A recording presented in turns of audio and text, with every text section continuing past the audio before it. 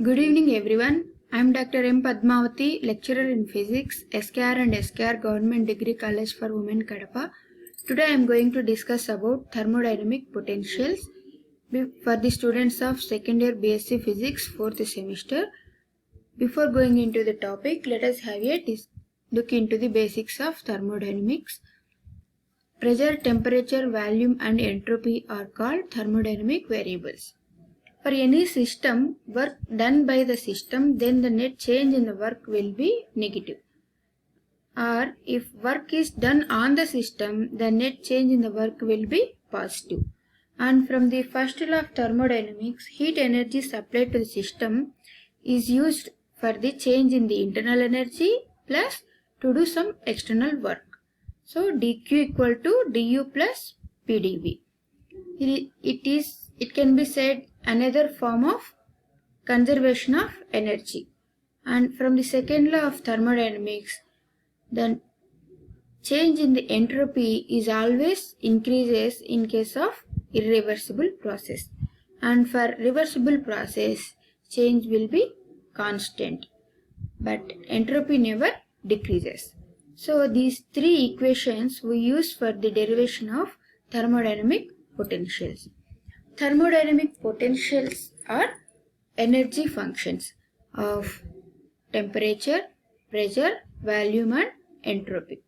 See, when work is done on the system or work will be done by the system, the change in the energy will be stored in the system in the form of a free energy. That free energy will be given different names in different conditions.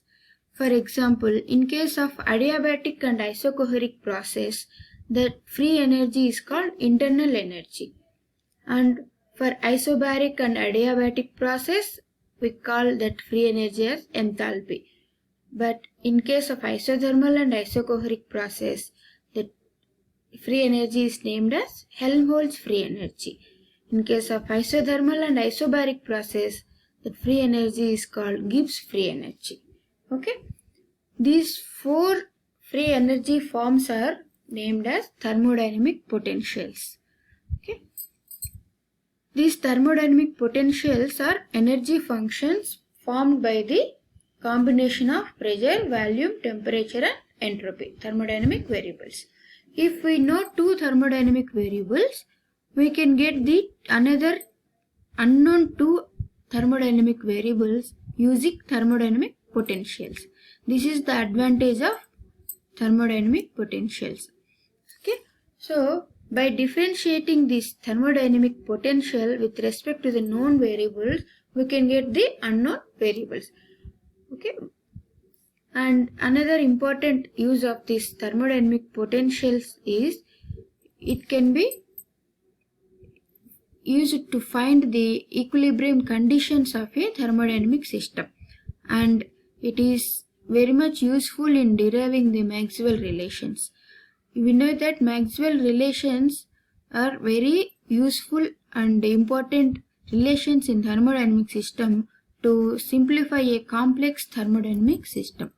Okay, and another important property of thermodynamic potential is they are conserved. Means thermodynamic potentials depends only on the initial and final points.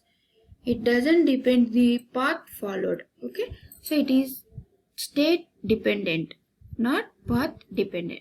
That point we should be remember while deriving the equations. Okay, so we'll discuss in detail one by one. The first thermodynamic potential, internal energy. We all know that matter is made up of molecules. Molecules will be moving always with some kinetic energy, intrinsic kinetic energy. And these molecules cannot go away from each other. They are attracted towards each other. That intermolecular interaction force will be stored in the form of potential energy in the matter. So, intrinsically any matter will have a potential energy and a kinetic energy. The summation of these two is called internal energy of the matter. Okay. So, when the system goes by compression, the work is done on the system. So change in the internal energy we can write from the equation, first law of thermodynamics, du equal to dq minus dw. Here work is on the system, so dw will be positive. So from this we can write dq equal to dq minus pdv, and from the second law of thermodynamics we can write instead of dq TdS. So du equal to TdS minus PdV. This is the differential form of internal energy, which we can use for the derivation of unknown thermodynamic variable with known thermodynamic variables. For example, this at constant volume we can find the temperature of the system with a derivation of internal energy with respect to the entropy. So at constant volume dV will be 0. So T equal to du by ds. Differentiation of internal energy with respect to the entropy will give the temperature of the system. Likewise, at adiabatic process means at constant entropy ds will become 0. So pressure will be equal to derivation of internal energy with respect to the value. In this way, if we know the two variables, we can find the another two variables at equilibrium state. This is the advantage of thermodynamic potentials. Okay. Next, thermodynamic potential is enthalpy. Enthalpy means internal energy plus some additional energy due to the mechanical work done by the system. See here that system is connected with the surroundings through mechanically. So the work done by the system mechanically will be added to the internal energy, which is called enthalpy, H equal to U plus PV. So by differentiating on both sides, and instead of from the first thermodynamic potential du equal to TdS minus PdV we can write here, and the change in the enthalpy is equal to TdS plus VdP, which is the differential form of enthalpy. Again here at isobaric process dP equal to 0, so we can find the temperature with respect to the, by differentiating the enthalpy with respect to entropy. In the same way, in adiabatic process, ds equal to 0. So volume of the system can be found by differentiating the enthalpy with respect to pressure. Okay. So the third thermodynamic potential, Helmholtz free energy. So when work done by the system, its internal energy will decrease. The decrease in the internal energy will be is equal to the available energy to do some external work. This energy is called Helmholtz free energy. At constant temperature and constant volume, we can find this Helmholtz free energy F equal to U minus Ts.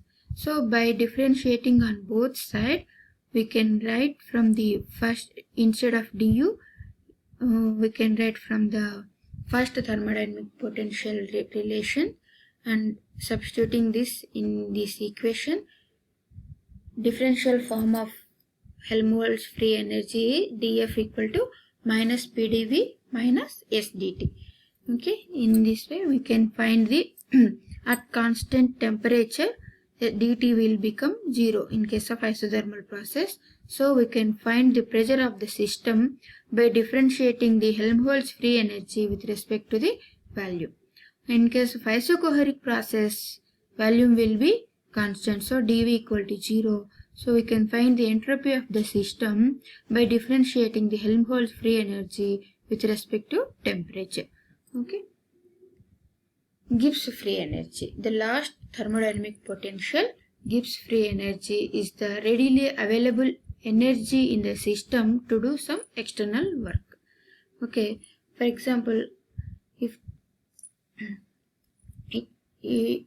a monkey is going on the way, if it finds a banana tree and with bananas, automatically it will climb and eat that banana. And if you give a book to the monkey, it doesn't know what to do with that book. So this is spontaneous process. It has energy to do the work spontaneously, where it is a stimulating process, non-spontaneous process. It doesn't know what to do if you give a book to the monkey. Okay, see, the energy available in the system readily to do work is called Gibbs free energy. It can write as G equal to H minus Ts, and by differentiating on both sides and substituting the well-known terms and deriving we can come to the final equation dz equal to vdp minus sdt, which is the differential form of Gibbs free energy. So here also, in case of isothermal process, we can find the volume of the system by differentiating Gibbs free energy with respect to pressure. And in case of isobaric process, we can find the entropy of the system by differentiating the Gibbs free energy with respect to temperature. And we can find if any process is spontaneous or non-spontaneous by calculating the Gibbs free energy of that system. So, students, you can calculate your Gibbs free energy. Okay, how much energy is readily available to do your work in you is called Gibbs free energy of yours. Okay, so in summary, we can have the four thermodynamic potentials: internal energy, enthalpy, Helmholtz free energy, Gibbs free energy, and different conditions. This is at adiabatic and isocohoric process. Change in internal energy is equal to TdS minus PdV. In case of adiabatic and isobaric process, change in enthalpy is TdS plus VdP. In case of isothermal and isocohoric process, the readily available energy to do work is Helmholtz free energy. The change in Helmholtz free energy equal to dF equal to minus PdV minus SdT. And in case of isothermal and isobaric process, the readily available free energy, which is called Gibbs free energy, dz equal to VdP minus SdT. Okay, so these four relations are very important to derive the Maxwell relations, which we will discuss in the next session. So students, we will get back to you in the next session. Thank you.